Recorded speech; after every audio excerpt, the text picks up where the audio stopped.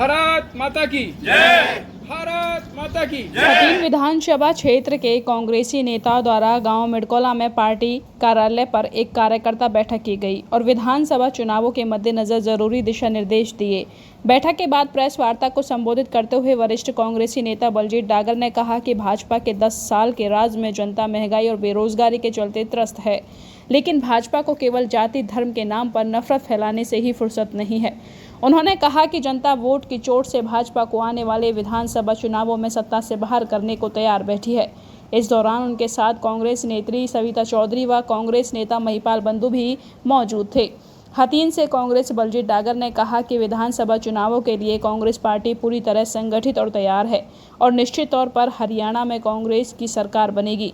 उन्होंने कहा कि हथीन विधानसभा क्षेत्र से जिस तरह लोकसभा चुनावों में कांग्रेस को सभी 9 विधानसभा क्षेत्रों में भारी बहुमत मिला था, आने वाले चुनावों में जनता उससे भी ज़्यादा मतों से कांग्रेस प्रत्याशी को यहां से जिताकर भेजेगी। आज भाजपा के राज में हर वर्ग दुखी है। भाजपा की सरकार में बैठे नुमाइंदों को जनहित से कोई लेना देना नहीं है, वो केवल अपने जेबों को भरने में लगे हुए हैं। भाजपा के राज में हथीन पूरी तरह से विकास की दृष्टि से पिछड़ चुका है। कांग्रेस पार्टी जिंदाबाद। कांग्रेस हमारे अपने मिडकोला के जो कार्यालय पर हमने कांग्रेस के जो हमारे वरिष्ठ साथी हैं हथीन हल्का के, उन सबको एकत्रित करके एक मीटिंग रखी है।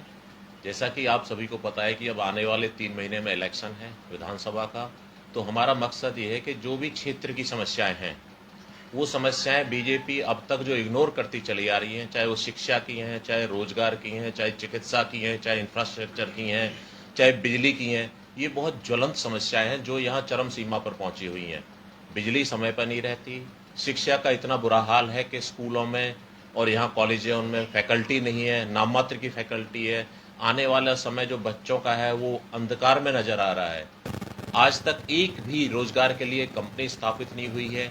बीजेपी सरकार जो 9.5 साल के लगभग इन्होंने कंप्लीट किए हैं, एक बच्चे को रोजगार सरकारी देने की बजाय प्राइवेट तक का रोजगार इन्होंने छीन लिया है। तो वो मुद्दे ज्वलंत मुद्दे हैं, उनको लोगों तक पहुंचाया जाए कि ये समस्याएं हैं और जो हमारी पार्टी है उनका हमारा उद्देश्य ये है, हमें उनको क्रिटिसाइज ना करके हम क्या करेंगे, हमारी पार्टी क्या करेगी यदि विधानसभा में जनता हमें अपना पूर्ण बहुमत देती है। तो इसके लिए हमने अपने सब साथियों को बुलाया है और हम सब एकजुट हैं, जिसका भी हमने आप परिचय दिया है।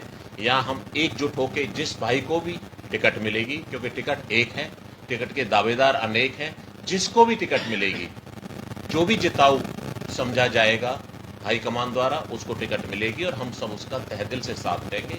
इस उद्देश्य से भी हमने ये मीटिंग बुलाई है। आने वाले समय में हम कुछ ज्ञापन भी देंगे, चाहे वो जिला स्तर पे देना हो, चाहे स्टेट लेवल पे भी देना होगा, गवर्नर को भी देना होगा। तो हथीन विधानसभा से हम सब मिलके ही ज्ञापन देंगे। हम मिलके ही एक ऑफिस खोलने जा रहे हैं, हथीन में होगा, आसपास भी खोल सकते हैं। उस ऑफिस का भी बहुत जल्दी आपको पता चल जाएगा, उस ऑफिस का सिटी एड्रेस भी होगा, उसमें भी सब हम ज्वाइंटली मिलकर एक ऑफिस खोलेंगे। उसके बारे में भी आज एक मीटिंग बुलाएंगे। डागर साहब, आज पीसी कर रहे हैं आप लोग, इसकी जरूरत क्या पड़ गई आपको? क्या कोई खतरा है आपको किसी को कि टिकट एक बार फिर से दूसरे कैंडिडेट को मिल सकती है? देखो, टिकट ऐसा है, टिकट एक है पार्टी की, मांगने वाले अनेक हैं। हम सबको मजबूती से अपना पक्ष रखना है, हम सब ये दिखाना है कि एक है। हम चाहते हैं कि टिकट ऐसे कैंडिडेट को मिले जो जनता से जुड़ा हुआ हो, जिसके लिए जनता साथ दे और जिसने जनता के काम किए हों, उसको टिकट मिले। ना कि उसको मिले जो जनता से बिल्कुल जुड़ाव नहीं है, जिसकी नेगेटिविटी हो जनता के भी। पार्टी को यदि हमें जरूरत हुई, हम में से किसी को ऐसे को टिकट देने की पार्टी यदि हाईकमान कोशिश करेगा, तो हम अपने विचार मिलकर ही आगे अपने प्रस्तुत करेंगे कि भाई इसको टिकट ना दे के हम में से हम सब सशक्त दावेदार हैं, हम में से किसी को टिकट दिया जाएगा। कांग्रेस एक बार फिर से इजराइल चौधरी को टिकट देती है तो आपका रुख क्या रहेगा? ये तो आने वाला समय ही बताएगा कि इजराइल चौधरी, देखो टिकट किसी की जागीर नहीं है, टिकट हाईकमान को पता है। टिकट उसको मिलेगी जिसने धरातल पर काम किया हो, टिकट उसको मिलेगी जिसने पहले भी, आपको पता है, 2 बार हार चुके हैं। एक बार उनके पिताश्री हारे हैं, तो पहले वो भी हार चुके हैं। तो पार्टी का ये भी उद्देश्य है कि जो कम से कम 2 बार हार चुका है उसको टिकट ना दी जाए। ये राजस्थान में लागू हुआ है, तो हो सकता है किसी को भी टिकट मिल सकती है। महिपाल जी, टिकट तो आप करें जो हारे हो को नहीं मिलेगी, हारे हो तो आप भी हैं, जिला परिषद का आप भी है, सविता चौधरी भी हारी हुई है।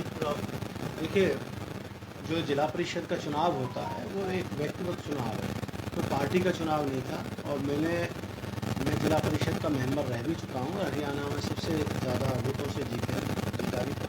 लेकिन जो जिला परिषद का आप जो बता रहे हो मुझे, जिला परिषद का एक वो होता है कि भाई हमारे रावत पाल है, सहरावत है, डागर पाल है।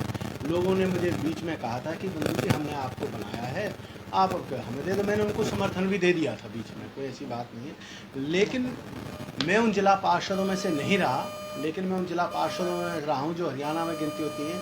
जिला परिषद में मैंने 9 सड़कें बनवाई। मैं कांग्रेस का कार्यकर्ता हूँ छोटा सा। मैंने कोशिश की रोज़गार भी दिलवाने के, काफ़ी लोगों को रोज़गार भी दिलवाया। मैंने बिजली जैसे मुद्दे पर जो भी 3 विधानसभा क्षेत्र का कोई भी एक व्यक्ति पर्सनल भी आया, मैंने उसकी पूरी मदद करी। लेकिन कांग्रेस के टाइम में जो सड़कें बनती थी वो 5 साल सड़कें चलती थी। आज आप जो सड़कें 2 महीना जो बन के तैयार हुई हैं, उन सड़कों को आप एक बार जाकर देखें।